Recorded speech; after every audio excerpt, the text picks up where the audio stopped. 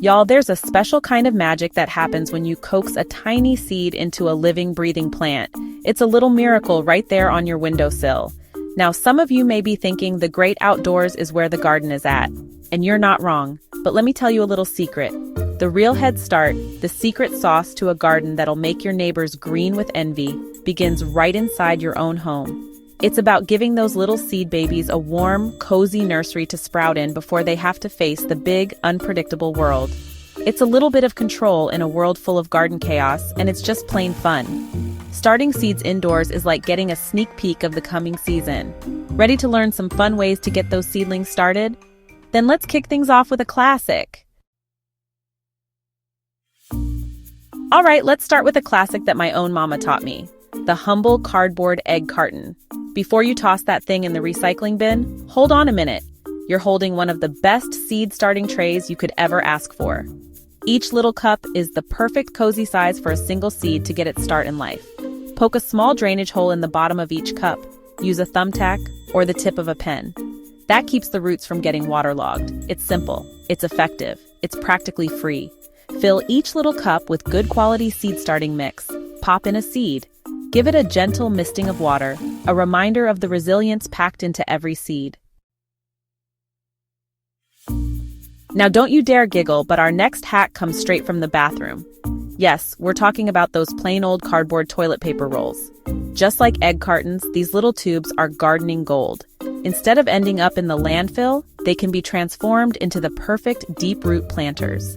For seedlings that need extra room to stretch their legs, sweet peas, corn sunflowers. These plants have what's called a taproot, a main root that likes to grow straight down. Take an empty roll and make 4 little cuts about a ½ inch long around one end. Fold the flaps inward, one over the other, to create a sturdy bottom. Line them up in a waterproof tray. A baking dish or plastic bin lid works great. Plant the whole biodegradable tube directly into the garden. It's the most stress-free move a plant could ever make. Have you ever bought a container of fresh strawberry spinach, or even a rotisserie chicken from the grocery store? Well, hold on to that clear plastic clamshell container. You are looking at a perfect miniature greenhouse for your seed starting operation. The clear lid allows all that beautiful sunshine to stream in.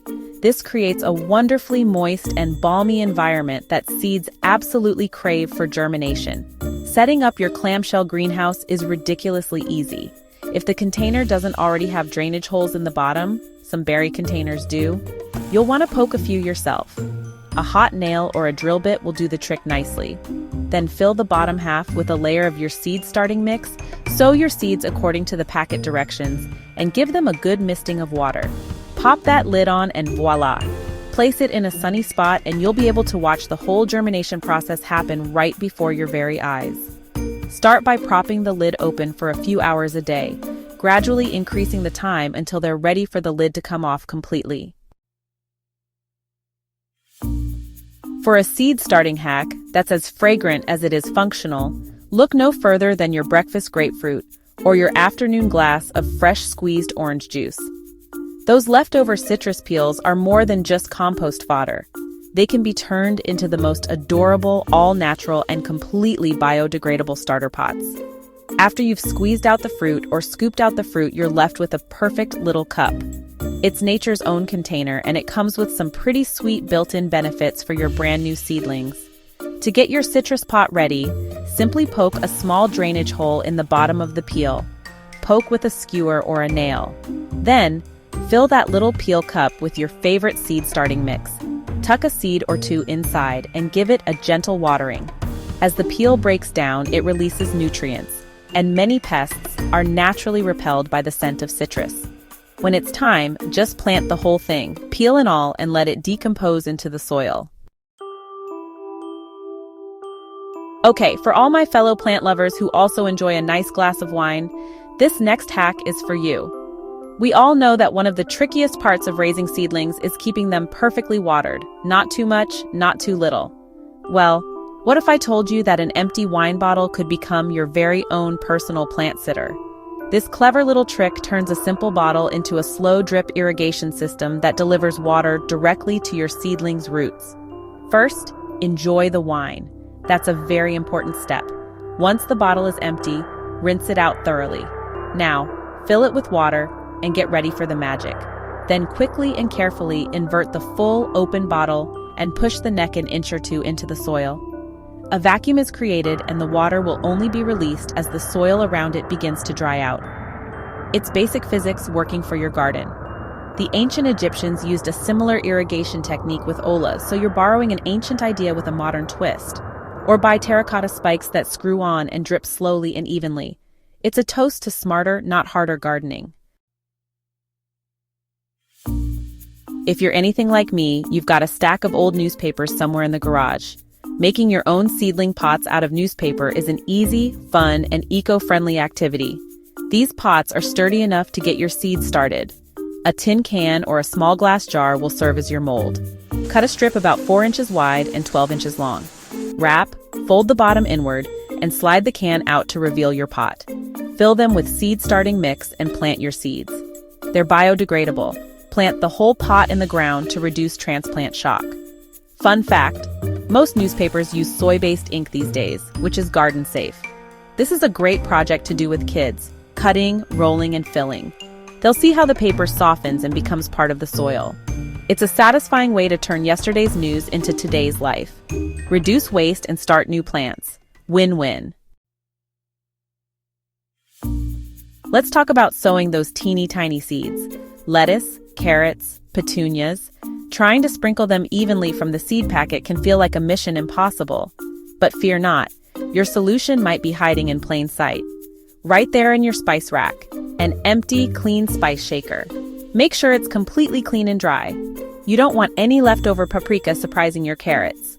For extra fine seeds, mix them with a bit of dry sand. The sand bulks up the mix and acts as a carrier.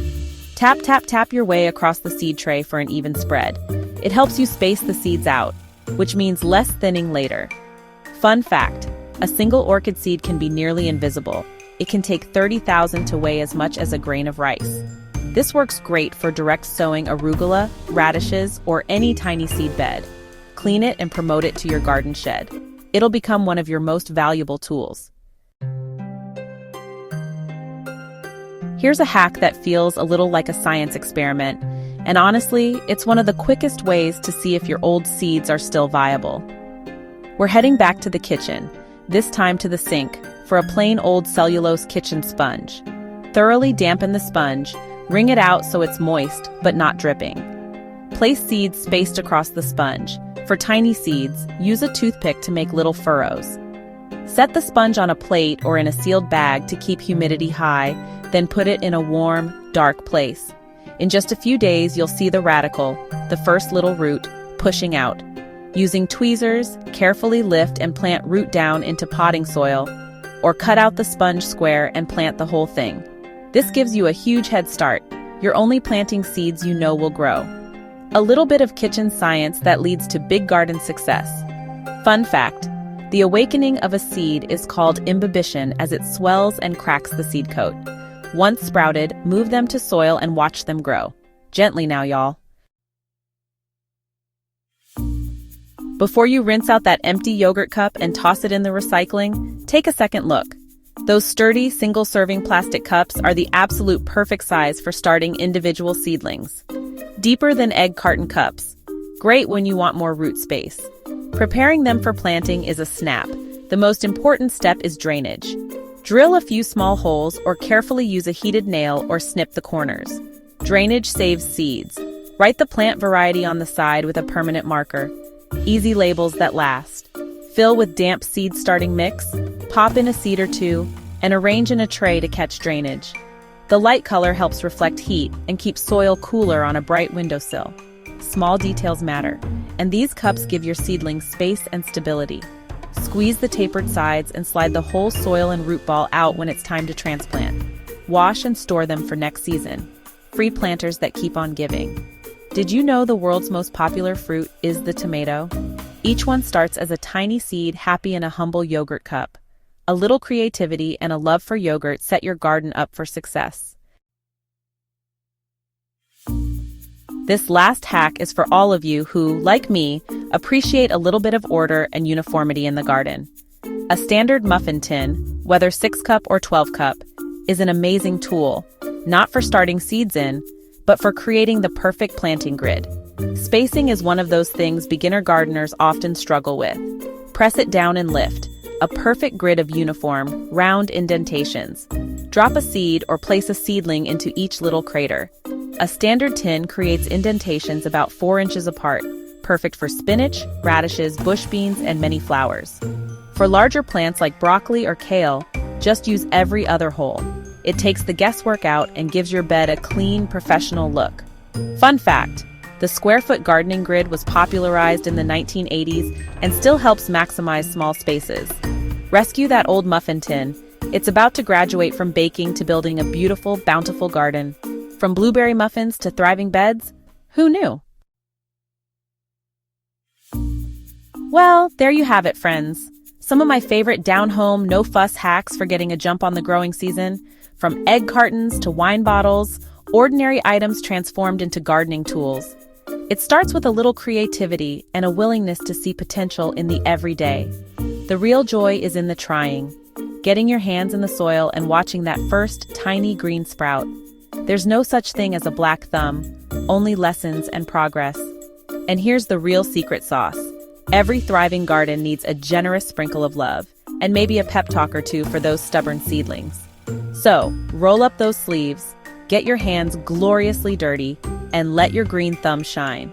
Got a quirky garden hack or a tip that makes your plants do a happy dance? Share it with us using #Rhokins Homestead on your favorite social media. If you had fun and learned something new, smash that like button, subscribe, and ring the bell, because the garden party is just getting started. Thanks for hanging out with me at Rhokins Homestead, your go-to spot for all things green and growing. Let's dig in and grow together. Happy gardening!